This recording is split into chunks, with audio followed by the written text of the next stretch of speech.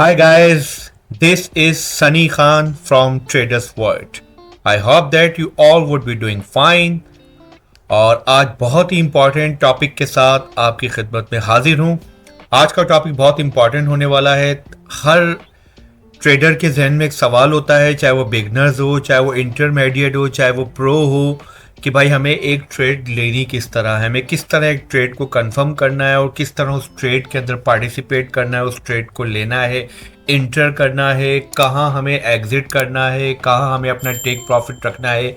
Each and everything we are gonna discuss in this video बहुत interesting होने वाली है, तो लिहाजा वीडियो को एंड तक देखिएगा, क्योंकि इस वीडियो को देखने के बाद आपके सारे वो सवालात, सारी वो कन्फ्यूजन्स दूर हो जाएंगी कि जब आप एक चार्ट के सामने बैठते हैं तो फिर आप ये देखते हैं कि आया मुझे ट्रेड लेनी कैसे है, ट्रेड लेने से पहले मुझे किन चीज़ों का ख्याल रखना है, मुझे क्या चीज़ें देखनी चाहिए, किन चीज़ों को देखते हुए मुझे ट्रेड में इंटर करना चाहिए, कहाँ मुझे अपना टेक प्रॉफिट रखना चाहिए, कहाँ मुझे अपना स्टॉप लॉस रखना चाहिए।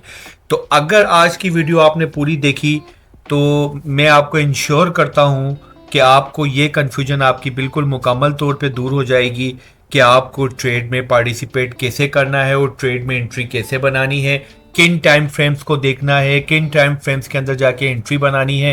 हालांकि मैं कन्फर्मेशंस के हवाले से एक वीडियो बना चुका हूं जो मेरे चैनल पर मौजूद है, जिसमें मैंने आपको 8 से 9 कन्फर्मेशंस पढ़ाई थी कि अगर वो 8 से 9 में से अगर आपको 3 से 4 कन्फर्मेशन मिल जाती हैं तो आप ट्रेड ले सकते हैं, वो ट्रेड लेने के लिए। लेकिन आज की वीडियो में हम अगर आके बैठते हैं, एक चार्ट ओपन करते हैं और हम ये देखते हैं कि आया अब हमें कहाँ अपॉर्चुनिटी मिल रही है, वो अपॉर्चुनिटी बनेगी कैसे, हमें किस तरह ट्रेड लेनी चाहिए, किन चीज़ों को देखना चाहिए, तो each and everything I am gonna discuss right now.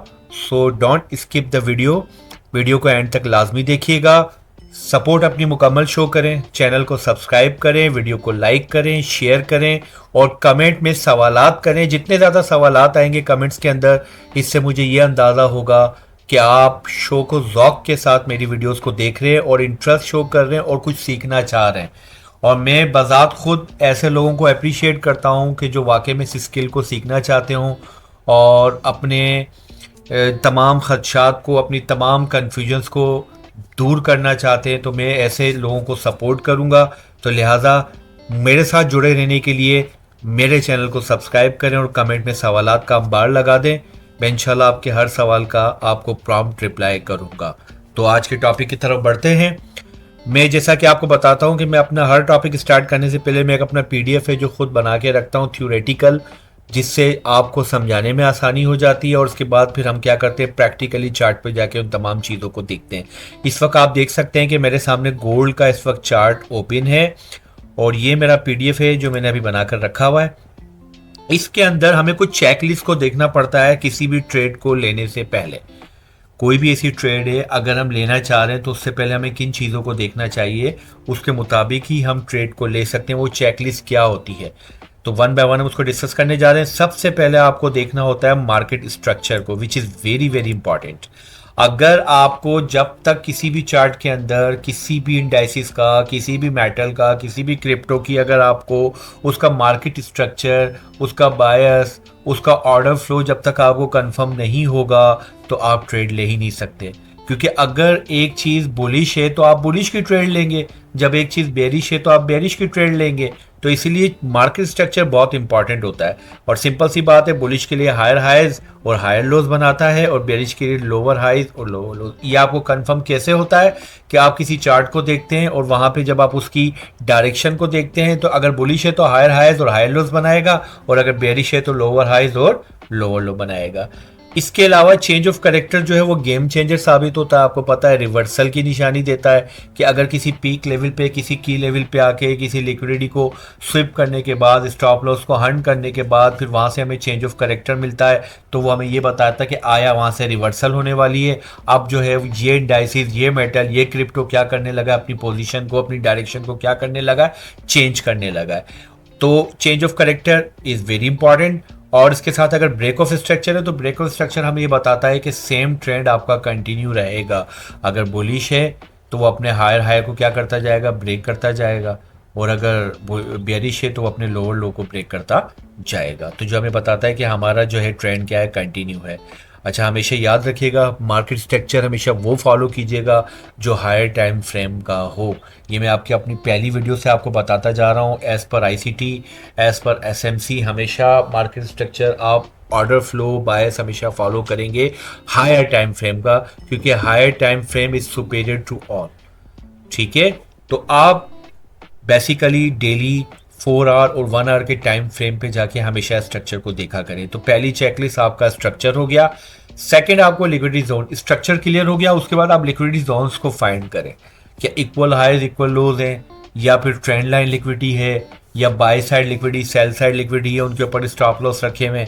ठीक है, तो दूसरी फिर आप क्या देखेंगे कि वेट करेंगे कि लिक्विडिटी स्वीप हो, विक लगे, स्पाइक आए बिफोर रिएक्टिंग। देखें, अगर मार्केट लिक्विडिटी स्वीप करेगी तो बहुत बड़ा स्पाइक लगाएगी। ये आपको भी पता होना चाहिए कि जब किसी की लेवल पे किसी भी जगह पे अगर मार्केट ने कोई स्टॉप लॉस सेंड किया, इक्वल हाई या लोस की लिक्विडिटी लिए, या ट्रेंड लाइन लिक्विडिटी को स्वीप किया, तो वहाँ से बहुत बड़ी विक लगा के जब मार्केट नीचे की तरफ आएगी, कैंडल नीचे की तरफ क्लोज होती है, तो ये भी आपको क्या होता है, कंफर्मेशन हो जाती है लिक्विडिटी जोन्स की। मार्केट स्ट्रक्चर देख लिया, लिक्विडिटी जोन्स को मार्क कर लिया, वेट किया लिक्विडिटी स्वीप होने की।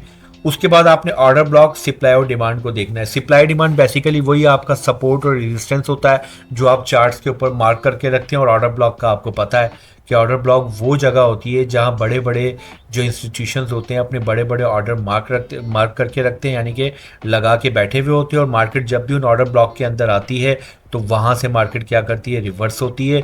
और बाज़ औक़ात मार्केट उन ऑर्डर ब्लॉक को तोड़ के नीचे भी चली जाती है। अगर कोई ऑर्डर ब्लॉक जब टूट जाता है तो वो ब्रेकर ब्लॉक हो जाता है। और अगर कोई ऑर्डर ब्लॉक रिस्पेक्ट देता है और मार्केट वहाँ से दोबारा रिवर्स होती है, तो इसका मतलब है वो order block as a support या एज अ रेजिस्टेंस भी काम कर रहा होता है, यानी कि एज अ डिमांड और एज अ सप्लाई मार्केट में काम कर रहा होता है। तो ऑर्डर ब्लॉक देखने के लिए आप वैलिड क्या करें कि आपको क्या करना होता है, बड़े टाइम फ्रेम के, जैसे अगर आप डेली का ऑर्डर ब्लॉक मार्क करके बैठे या 4 घंटे का या 1 घंटे का, तो हमेशा ऑर्डर ब्लॉक आप जो मार्क करेंगे वो मार्क करेंगे बड़े टाइम फ्रेम का।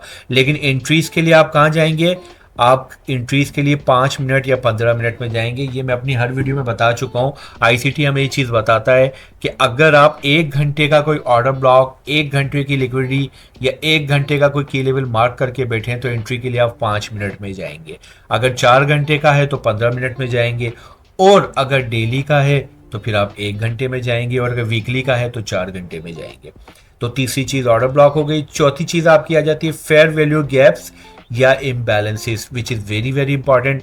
आपको ये देखना होगा कि अगर कोई फेयर वैल्यू गैप है आपकी डीलिंग रेंज के अंदर, डीलिंग रेंज में आपको बता चुका हूँ। देखो, मार्केट जब भी हायर हाई हायर लो फिर हायर हाई को ब्रेक करती है तो A1 2 3 का एक स्ट्रक्चर जो बनता है, ये मैं थोड़ा सा यहाँ पे ड्राइंग के साथ आपको समझाता हुआ चला जाता हूँ। मैं ड्राइंग भी कर देता हूँ साथ साथ ताकि थोड़ी, अब ये देखें 1 2 और ये 3। अब ये देखें यहाँ पे ये जो 1 2 3 बना है, इस जगह देखें, ये यहाँ पे इसने हायर को ब्रेक किया। ये 1, ये आपका 2 और ये आपका 3। ठीक है, ये आपका क्या हुआ, ये एक स्ट्रक्चर बना है। अब जब स्ट्रक्चर बनता है, मार्केट जब रिट्रेस करती है, तो रिट्रेस करने के बाद ये आपकी पहली जो ये पूरी आपकी जो रो जा रही है, ये आपकी डीलिंग रेंज बन जाती है। डीलिंग रेंज को इसलिए हम इंपॉर्टेंट देते हैं क्योंकि डीलिंग रेंज से हमें यहाँ पे हम फिबोनाची को लगाते हैं तो हमें पता चलता है मार्केट रिट्रेस करने आएगी। रिट्रेस करने के लिए जब आएगी तो इस जगह आपका कोई फेयर वैल्यू गैप या अगर आपका कोई ऑर्डर ब्लॉक है तो मार्केट क्या करेगी, उस ऑर्डर ब्लॉक को, उस फेयर वैल्यू गैप को रिस्पेक्ट देगी, फिल करने आएगी। फिल करके मार्केट क्या करेगी, फिर ऊपर चली जाएगी अगर उसको अपने स्ट्रक्चर को कंटिन्यू रखना है। ठीक है, तो ये आपका हो जाता है फेयर वैल्यू गैप, वो आप एज एन एंट्री जोन इस्तेमाल कर सकते हैं। ठीक है, चौथी कंफर्मेशन आपकी, मतलब चौथी आपकी जो है चेकलिस्ट क्या हो गई, फेयर वैल्यू गैप को देखें।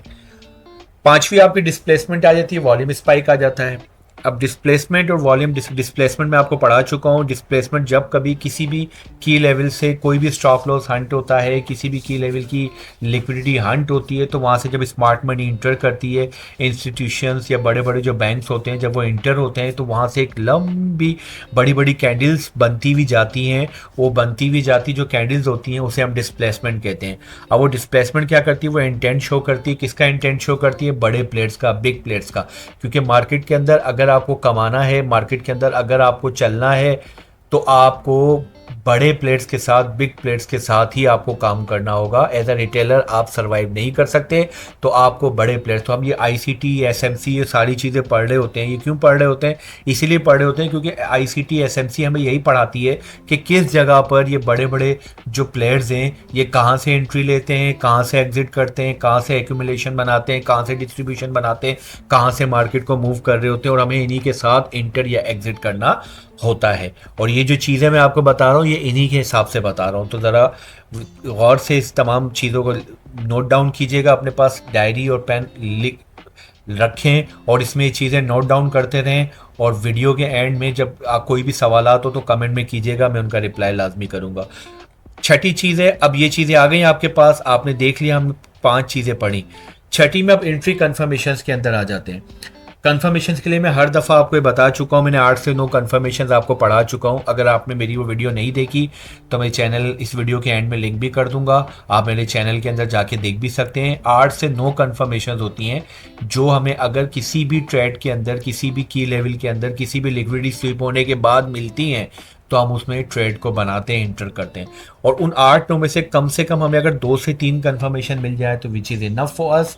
वो क्या क्या होती है भाई? चेंज ऑफ करेक्टर हो जाए, लोअर टाइम फ्रेम है। देखिए मैंने आपको बताया है कि लिक्विडिटी और की लेवल आप बड़े टाइम फ्रेम के मार्क करते हैं, मार्केट स्ट्रक्चर आप बड़े टाइम फ्रेम का रखते हैं, लेकिन आपको एंट्री बनाने के लिए हमेशा छोटे टाइम फ्रेम में आना होता है।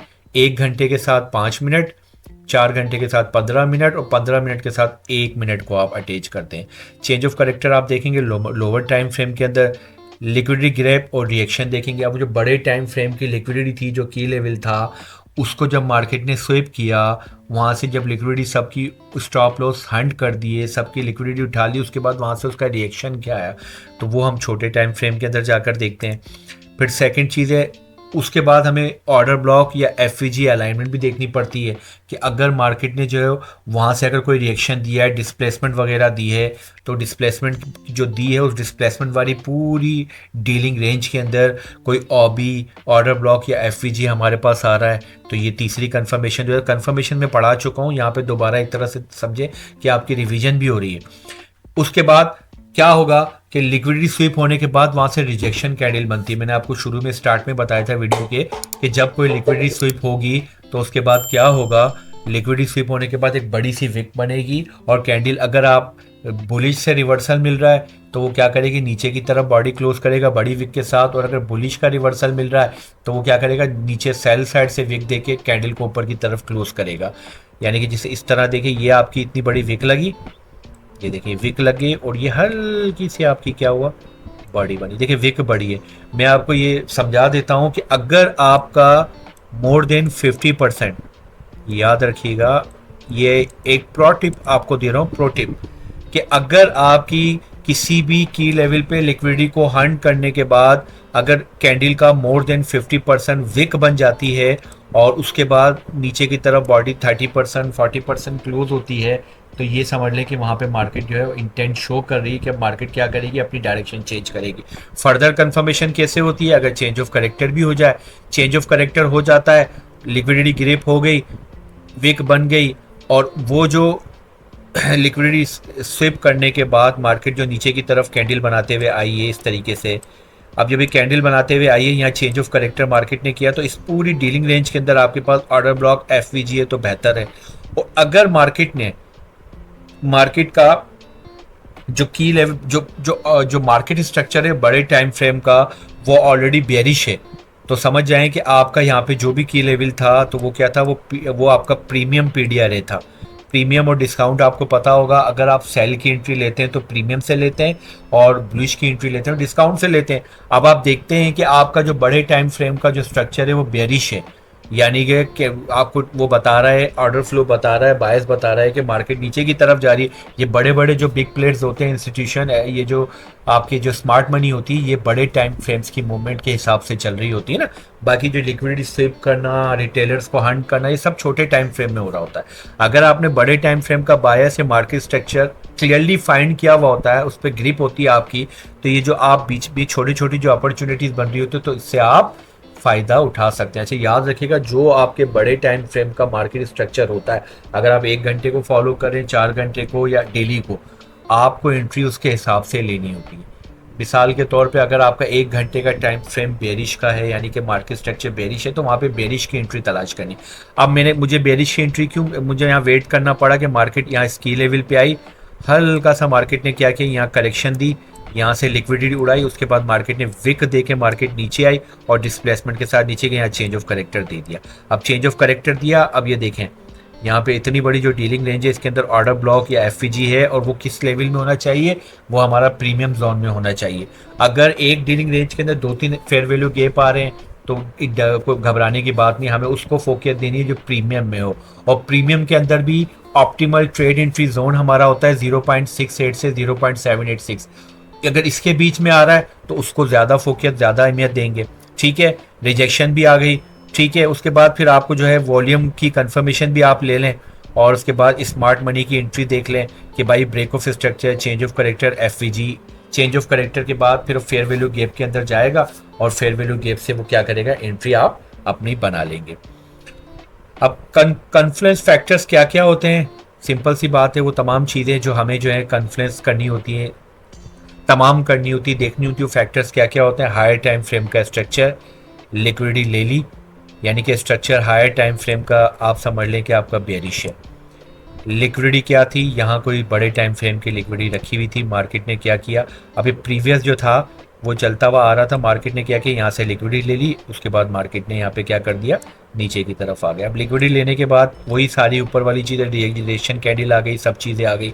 उसके बाद क्या हुआ, यहाँ पे उसने क्या किया, यहाँ पे समझें कि उसने चेंज ऑफ करेक्टर कर दिया।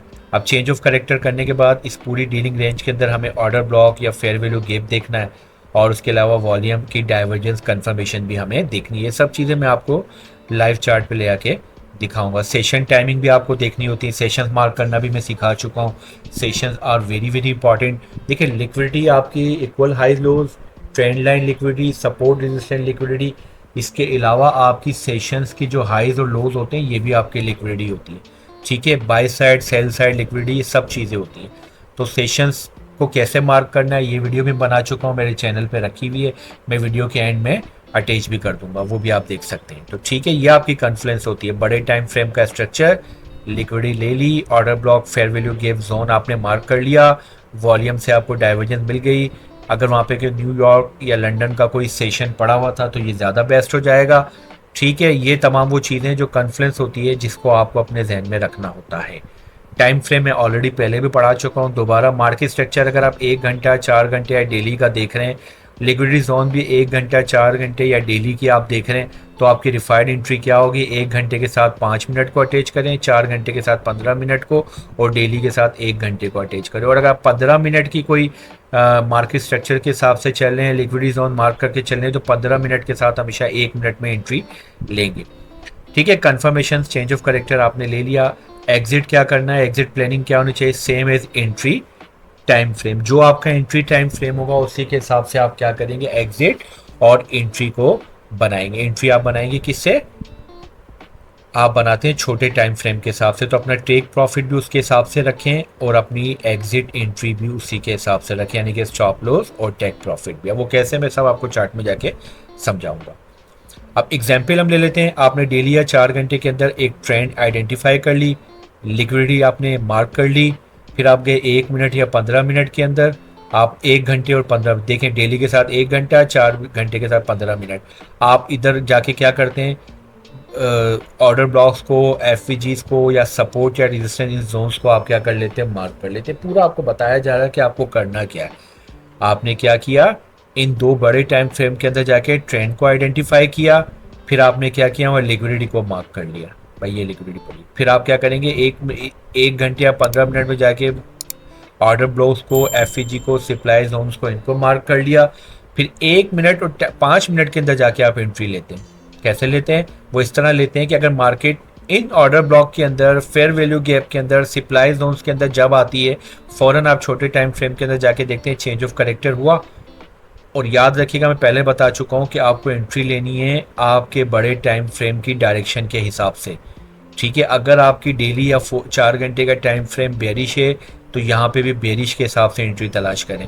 अगर आपका बुलिश है तो बुलिश के हिसाब से एंट्री तलाश करें। चेंज ऑफ करेक्टर हुआ, लिक्विडिटी ग्रैप हो गई, फिर आपने ऑर्डर ब्लॉक या एफईजी से एंट्री बना दी, और आपने क्या किया, कंफर्मेशन कैंडल डायल। जब कंफर्मेशन कैंडल का मतलब ये होता है कि यहाँ पे अगर आपने जगह पिन बार बन गई या इनगल्फिंग बन गई तो बेहतरीन हो जाएगा। ये बोनस टिप भी आपको दे देते हैं, हमेशा इंटर आप किसके साथ करें, एक डिफाइन स्टॉप लॉस के साथ करें। छोटे टाइम फ्रेम की एंट्री लेने का फ़ायदा ये होता है कि छोटे टाइम फ्रेम में आपका स्टॉप लॉस छोटा हो जाता है, लेकिन याद रखिएगा कि सही जगह से एंट्री लेंगे तो ही आपका स्टॉप लॉस यूज़फुल होगा। अदरवाइज ज़्यादातर अगर गलत आपकी स्ट्रेटजी होगी तो स्टॉप लॉस आपका जल्दी हिट हो जाएगा। वॉल्यूम को भी कंसिडर करें, वॉल्यूम आपको बहुत कुछ बता रहा होता है। रिवार्ड रेशो आपका क्या होना चाहिए, हमेशा 1-2 या इससे ज़्यादा होना चाहिए। और हमेशा याद रखें, मेरे वाली बात आ गई कि हमेशा अवॉइड करें एंट्री वॉल्यूम की कंफर्मेशन के बगैर या न्यूज़ टाइम में। अगर कोई न्यूज़ आ रही है तो उस दौरान तो आप एंट्री लें ही ना, क्योंकि न्यूज़ के दौरान आपकी जितनी भी टेक्निकल एनालिसिस है उन तमाम पर फंडामेंटल एनालिसिस क्या कर देती है, वो हावी हो जाती है ना। अब आपको पता है कि भाई 5 बजे न्यूज़ है, 5:30 बजे न्यूज़ है, तो आप वेट कर लें, न्यूज़ आए, न्यूज़ का इम्पैक्ट देखें, न्यूज़ के इम्पैक्ट के बाद फिर आप अपनी एंट्री बनाएं। और या फिर वॉल्यूम की कंफर्मेशन, ये दो चीज़ें बहुत इंपॉर्टेंट है, वॉल्यूम कंफर्मेशन और न्यूज़ टाइम। अगर एंट्री बना रहे हैं तो वॉल्यूम कंफर्मेशन लाजमी ले लें, और न्यूज़ के टाइम पर आप क्या करें वो भी देख लें। अगर मार्केट आपकी रेंज में है, इससे भी अवॉइड करें। हमेशा ट्रेड कब लें, जब आपकी मार्केट क्या हो, ट्रेंड में हो। रेंज के अंदर आप क्या करें, अवॉइड करें इंटर होने से या न्यूज़ के टाइम पे इंटर होने से। ओके, हमेशा, क्योंकि आपको पता है कि जब मार्केट रेंज में होती है तो वॉल्यूम आपका बिल्कुल लो होता है ना, जब ट्रेंड में होती है तो वॉल्यूम हाई होता है। और जब करेक्शन के लिए जाती है तो वॉल्यूम क्या करता है, थोड़ा कम होना शुरू हो जाता है। फिर जैसे ही करेक्शन मुकम्मल होती है तो फिर वॉल्यूम हाई होना शुरू हो जाता है। ये सब मैं लाइव चार्ट पे आपको जाके समझा दूंगा। तो उम्मीद करता हूँ कि ये जो थ्योरेटिकल पार्ट था हमारा, ये आपका बहुत हद तक क्लियर हो गया है। बहुत ज़्यादा इंपॉर्टेंट चीज़ है, इससे आप ये सीख सकते हैं कि आपको करना क्या है, किस तरह आपको एंट्री बनानी है, क्या करना है। ठीक है, अब हम चलते हैं अपने चार्ट के ऊपर और वहाँ जाके देखते हैं कि हम किस तरह एंट्रीज को बना सकते हैं मार्केट के अंदर। अब ये देखें, ये मेरा है, मैं चला जाता हूँ सबसे पहले 1 घंटे के टाइम फ्रेम के अंदर। ये मेरा 1 घंटे का टाइम फ्रेम है। अब 1 घंटे के टाइम फ्रेम को अगर मैं देखता हूँ, सबसे पहले मुझे मार्केट स्ट्रक्चर देखना है। ये मैं चला गया यहाँ पे, ये इसने बनाया हायर है, हायर लो, हायर है, हायर लो, हायर है, हायर लो, हायर है, हायर। अब ये हायर लो तब कंफर्म होगा जब ये हायर हाई बन जाएगा। इसका मतलब ये हो गया कि यहाँ पे हमें ये पता चल गया कि हमारा मार्केट स्ट्रक्चर क्या है। हमारा मार्केट स्ट्रक्चर जो है वो इस वक्त क्या है, बुलिश है। ठीक है, मैं इसको थोड़ा सा हटा देता हूँ ताकि थोड़ी सी चार्ट साफ हो जाए। 1 घंटे के टाइम फ्रेम पे आके मैंने क्या देखा, मैंने देखा कि हमारा चार्ट जो है वो क्या है, वो बुलिश है। हमारी बायस क्या है, बुलिश है। हमारा ऑर्डर फ्लो क्या है, यहाँ पे बुलिश है।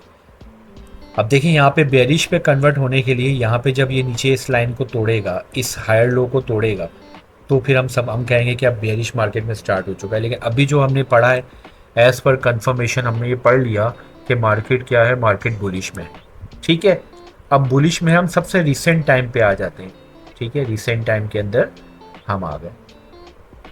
डेली पे भी जाके ज़रा मार्केट का वो देख लेते हैं, बायस क्या है मार्केट की। गोल्ड के लिए तो मैं आपको बता चुका हूँ काफ़ी टाइम से कि इस वक्त मार्केट जो बड़े टाइम फ्रेम के अंदर तो रेंज में ही चल रही है ना अभी तक। ये देखें, यहाँ पे इसने अपना लास्ट हायर हाई बनाया था, उसके बाद ये हायर लो बनाया, अभी तक हायर हाई बनाया नहीं है। तो इससे इसका मतलब ये हो गया, इसका मतलब ये हो गया कि मार्केट इस वक्त क्या कर रही है, मार्केट इस वक्त रेंज में है। और रेंज में अवॉइड करें ट्रेड लेने से, ही आपको बताया जा चुका है। लेकिन डेली का टाइम फ्रेम हमें बता रहा है ना, तो डेली के बायस तो हमें क्लियर नहीं है। लेकिन अगर मैं 4 घंटे में चला जाता हूँ, क्योंकि डेली के बाद 4 घंटे का टाइम फ्रेम में हम देखें क्या वहाँ पे कोई बायस क्लियर है। अब यहाँ पे अगर मैं देखूँ तो देखें, यहाँ पे इसने higher high, higher low, higher high, higher low, higher high बना दिया। यहाँ पे इसने इस हायर लो को ब्रेक कर दिया। इस जगह पे इस हायर लो को ब्रेक किया, उसके बाद मार्केट ने क्या किया, फिर ऊपर गई। अब ये हायर लो यहाँ पे इसने ब्रेक किया। यहाँ पे इसलिए ब्रेक किया क्योंकि यहाँ पे बड़े टाइम फ्रेम का की लेवल कोई लिक्विडिटी वगैरह पड़ी थी, मार्केट ने स्वीप किया, उसके बाद मार्केट ऊपर गई। अब ये देखें, यहाँ पे दोबारा मार्केट ने इस जगह पे देखो हायर, ये लोअर, लोअर हाई, लोअर लो था, यहाँ पे मार्केट ने इसको दोबारा ब्रेक किया, दोबारा इसका स्ट्रक्चर चला गया बुलिश में। तो अब ये देखें, यहाँ पे इसने दोबारा स्ट्रक्चर को ब्रेक कर दिया। यहाँ पे इसलिए इस जगह देखें, देखें ना, higher high, higher low, higher high. अब ये हायर लो को यहाँ पे मार्केट ने ब्रेक किया, ब्रेक करने के बाद मार्केट नीचे है डेफिनेटली यहाँ पे इसकी लिक्विडिटी को स्वीप करने आई थी, स्वीप करने के बाद मार्केट ऊपर गई है ना।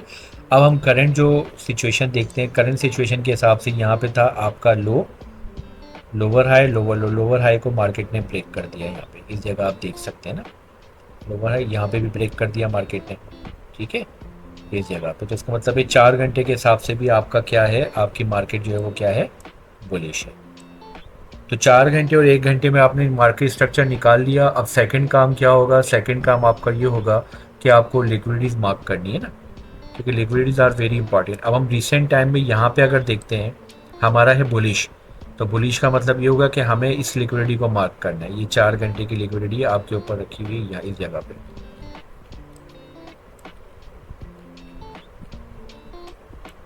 ये आपकी 4 घंटे की ये लिक्विडिटी रखी हुई। मैं इसको थोड़ा मार्क कर लेता हूँ, ये देखिए ये आपकी 4 घंटे की लिक्विडिटी है। अच्छा, ये सिर्फ 4 घंटे की लिक्विडिटी नहीं है, आपके प्रीवियस डे का हाई भी है। ये देखिए मैंने ऑलरेडी मार्क करके रखा हुआ है, ये आपका प्रीवियस डे का हाई भी। इसका मतलब है इस वक्त बुलिश में है तो हमारा टारगेट ये होना चाहिए।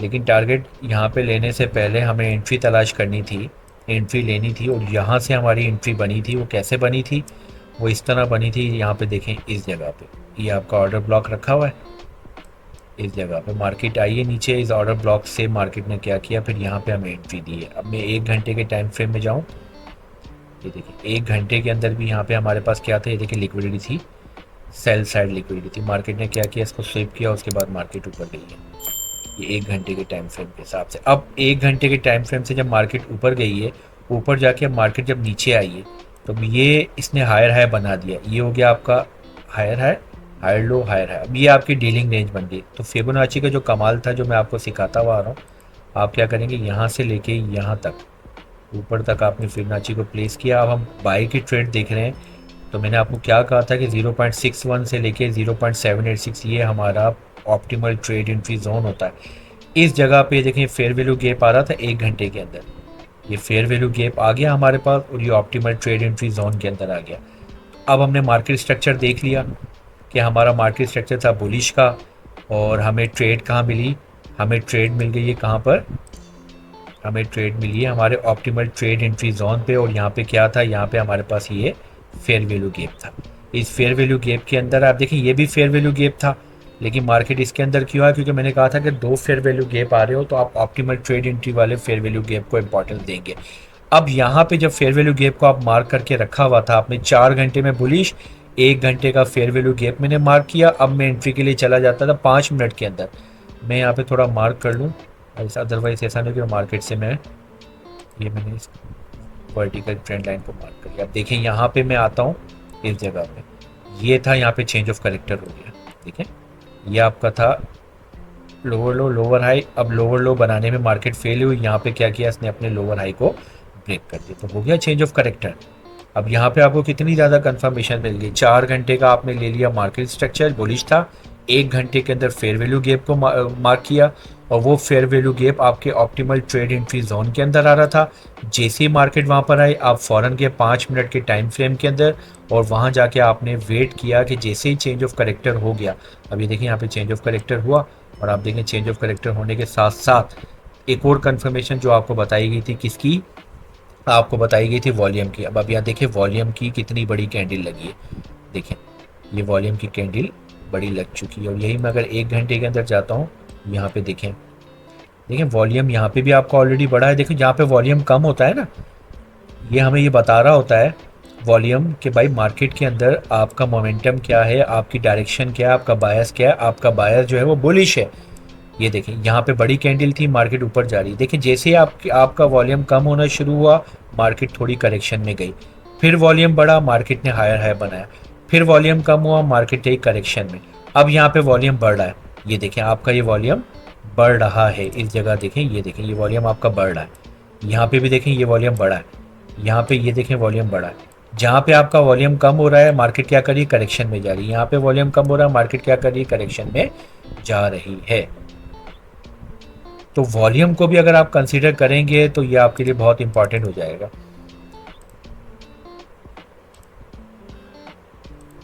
ठीक है, तो ये वॉल्यूम की भी कंफर्मेशन आ गई, सारी चीज़ें आ गई। तो इस तरीके से अगर आप अपने वॉल्यूम को लेकर ऑर्डर फ्लो इन तमाम चीज़, अब यहाँ पे 5 मिनट में मुझे कंफर्मेशन मिल गई थी। मैं यहाँ पे आता हूँ इस जगह पे, ये इस जगह पे यहाँ पे आपका चेंज ऑफ करेक्टर हो गया। अब देखें ये आपकी पूरी डीलिंग रेंज है ना, मैंने आपको क्या बताया, जब चेंज ऑफ करेक्टर हो जाए तो ये डीलिंग रेंज। अब यहाँ पे कितनी बड़ी बड़ी कैंडल्स आई हैं, ठीक है। यहाँ पे आपका change in state of delivery भी हो चुका है।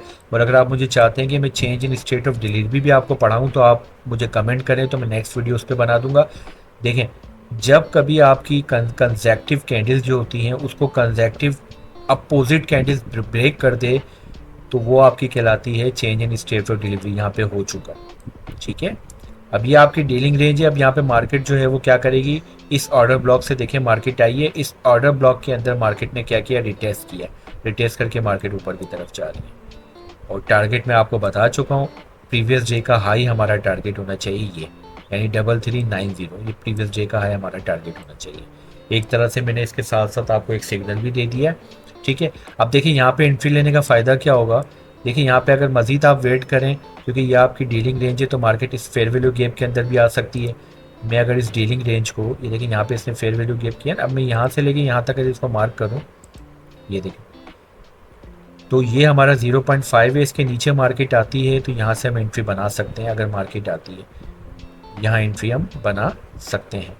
लेकिन ऑलरेडी यहाँ पे जब मार्केट ने चेंज ऑफ करेक्टर किया, देखो जब मार्केट क्या करती है, मार्केट अपना लोअर लो बनाने में फेल हो जाती है। और यहाँ पे देखें कंसेक्यूटिव कैंडल्स बनी है, इसको हम कहते हैं डिस्प्लेसमेंट। आप देखें यहाँ पे, देखें डिस्प्लेसमेंट आई है मार्केट के अंदर, डिस्प्लेसमेंट भी आ गई, मार्केट फेल हो गई अपना लोअर लो बनाना। और यहाँ पे इतनी बड़ी विक भी लगा दी है, जिसे हमने हैमर भी बोला था, हैमर भी आ चुका है। तो यहाँ पे समझें अपारेंटली आपका काम हो चुका था। भी मार्केट नीचे आई है, इस फेयर वैल्यू गैप के अंदर आके मार्केट ने रिटेस्ट किया, मार्केट ऊपर, तो एंट्री तो आपकी यहीं बन गई थी।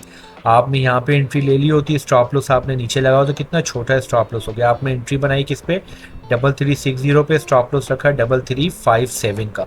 सो $15 पे आपने कितनी बड़ी ट्रेड पकड़ ली। तो ये वो तरीक़ेकार होता है जिसके ज़रिए आप क्या करते हैं, आप अपनी एंट्री बनाते हैं। इस तरह आप सारी चीज़ें देखते हैं। याद रखिएगा, बड़े टाइम फ्रेम में मार्केट स्ट्रक्चर, उसके बाद उससे छोटे टाइम फ्रेम के अंदर आप क्या करते हैं, लिक्विडिटी जोन्स को, ऑर्डर ब्लॉक को, फेयर वैल्यू गैप को मार्क करते हैं, ठीक है। मार्क करने के बाद फिर आप क्या करते हैं, छोटे टाइम फ्रेम में जाके एंट्री को तलाश करते हैं। दोबारा रिपीट कर रहा हूँ, बड़े टाइम फ्रेम का ऑर्डर फ्लो, मार्केट स्ट्रक्चर, बायस आपको बहुत इंपॉर्टेंट होता है, क्योंकि स्मार्ट मनी, बड़े बड़े जो प्लेयर्स होते हैं वो उसी के हिसाब से मार्केट के अंदर क्या कर रहे होते हैं, वो अपनी एंट्रीज को बना रहे होते हैं ना। बाकी ये जो छोटे टाइम फ्रेम होते हैं इसमें वो लोग हम रिटेलर्स को फंसा रहे होते हैं, उसी में जो स्टॉप लॉस हंट करके वो लोग क्या करते हैं, रिटेलर्स को घुमा के उन्हीं से पैसा छीन के और उन्हीं से वो लोग पैसा कमा रहे होते हैं। डेफिनेटली मार्केट की कहानी यही होती है। तो बड़े टाइम फ्रेम का मार्केट स्ट्रक्चर, अगर बुलिश है तो बुलिश ही की ट्रेड लेनी है आपको, अगर बेरिश है तो बेरिश की ट्रेड लेनी है। मार्केट के बड़े टाइम फ्रेम के अगेंस्ट मत जाइएगा। सेशंस के हाईज और लोस को मार्क करना मैं ऑलरेडी आपको सिखा चुका हूँ। अगर आपने मेरी वो वीडियो नहीं देखी तो वो देख लीजिएगा, वो भी बहुत इंपॉर्टेंट होता है। आप देख लिए, यहाँ पे मैंने ये देखें, ये लंदन लो को भी मार्क करके रखा है, लंदन हाई को भी मार्क करके रखा है। आप देखें मार्केट जब ऊपर जा रही है तो मेरा पहला टारगेट ये लंदन हाई होगा। मार्केट इस लंदन हाई को स्विप करके मार्केट दोबारा नीचे रिट्रेस करने आ सकती है। अगर ये हमारा पहला टारगेट है, उसके बाद दूसरा टारगेट ये हमारा एशिया का हाई है, और तीसरा टारगेट हमारा प्रीवियस डे का हाई हो गया। तो हमारे 3 टारगेट हो गए। टेक प्रॉफिट 1 आपका 3378, टेक प्रॉफिट 2 3385 और टेक प्रॉफिट 3 3390। यहाँ पे हमें जो कंफर्मेशन मिली है उसके हिसाब से आपको ये टारगेट रख के चलना है। और आपको पता होगा ब्रेक इवन क्या चीज़ होती है। जब मार्केट आपके इस टारगेट तक आ जाए और इसके जाने के बाद यहाँ से विक नहीं मारती, बॉडी ऊपर क्लोज करती है, तो आप समझ जाए कि मार्केट का मजीद ऊपर जाने का मूड है। तो आप क्या करें, फिर अपने स्टॉप लॉस को अपनी टेक एंट्री पे ले आएँ और आप वेट करें। फिर जैसे ही आपकी मार्केट इस टेक प्रॉफिट 2 पे आती है तो फिर आप क्या करें, अपने स्टॉप लॉस को अपने इस टेक प्रॉफिट 1 पे ले आएँ, एंट्री माने एंट्री को इधर ले आए। इससे क्या होगा कि आपकी ट्रेड सेफ हो जाएगी। अगर मार्केट आगे पीछे होती तो आप नुकसान भी नहीं जाएंगे, आप जो थोड़ा बहुत प्रॉफिट है आपने बनाया होगा तो आप उसी के साथ क्लोज करेंगे। ये ब्रेक इवन कहलाता है। इस वीडियो में मैंने आपको ब्रेक इवन भी बता दिया। तो ये सारी चीज़ें क्लियर हो गई। बड़े टाइम फ्रेम का मार्केट स्ट्रक्चर, 4 घंटे या 1 घंटे, डेली का आपने मार्केट स्ट्रक्चर मार्क कर लिया है, वीकली का, ठीक है। 4 घंटे या 1 घंटे के अंदर आप चले गए, आपने लिक्विडिटी जोन मार्क कर दिए, ऑर्डर ब्लॉक मार्क कर लिया, फेयर वैल्यू गैप मार्क कर दिया, और फिर आपने क्या किया, छोटे टाइम फ्रेम के अंदर जाके चेंज ऑफ करेक्टर देखा, लिक्विडिटी गिरे पहने के बाद रिएक्शन देखा, और फिर उसी डीलिंग रेंज के अंदर order block fair value gap को अलाइन किया, फिर वॉल्यूम भी देख लिया साथ साथ, फिर आपने क्या किया, वहाँ पे एंट्री बना दी। और टाइम फ्रेम में आपको ऑलरेडी पहले ही बता चुका हूँ, बड़े टाइम फ्रेम के की लेवल मार्क्स होते हैं, उससे छोटे टाइम फ्रेम के अंदर आप fair value gap, order blocks, supply और डिमांड जोन्स को मार्क करते हैं, ठीक है, और लिक्विडिटी जोन्स को मार्क करते हैं, और छोटे टाइम फ्रेम में जाके एंट्री लेते हैं। तो उम्मीद करता हूँ कि ये वीडियो आपको बहुत ज़बरदस्त और बहुत अच्छे तरीके से समझ में आई होगी। इस वीडियो में मैंने तकरीबन पूरी कोशिश की है कि आपको ये पता चल जाए, चाहे आप बिगनर हैं, चाहे आप न्यू ट्रेडर हैं, चाहे आप प्रो हैं या इंटरमीडिएट हैं, जिस तरह के भी ट्रेडर हैं, तो आप चार्ट खोलते ही आपको ट्रेड किस तरह लेनी है, क्या चीज़ें देखनी है, क्या किन किन चीज़ों को मार्क करना है, किन टाइम फ्रेम पे जाके आपको एंट्री लेनी है, कहाँ आपको एग्जिट रखना है, कहाँ टेक प्रॉफिट रखना है। इस वीडियो के अंदर मैंने अपनी तरफ से पूरी कोशिश की आपको तमाम चीज़ें क्लियर करने की। लेकिन अगर इसके बावजूद भी अगर आपके जहन में कोई भी कन्फ्यूजन हो, कोई भी सवालात हो, तो आप कमेंट में मुझसे सवाल लाजमी करें, मैं आपको उसका प्रॉम्प्ट रिप्लाई करूँगा। वीडियो को एंड करने से पहले दोबारा आपसे रिक्वेस्ट करूँगा कि चैनल को सब्सक्राइब करें, वीडियो को लाइक करें, शेयर करें, सपोर्ट शो करें। जेन्युइन नॉलेज के साथ आपकी खिदमत में हाजिर होता हूँ, लाइव चार्ट में सब चीज़ें समझाता हूँ। ऐसा नहीं कि बेक टेस्टिंग में जाके, बेक डेट में जाके कोई एग्जाम्पल्स आपको दे रहा होता हूँ, और जितनी नॉलेज आप तक आपको दे सकता हूँ कोशिश करता हूँ आपको देता हूँ। तो अपना बहुत सारा ख्याल रखिएगा। उम्मीद करता हूँ कि वीडियो आपको पसंद आई होगी। चैनल को सब्सक्राइब, वीडियो को लाइक और शेयर लाजमी कीजिएगा। Take care, good bye.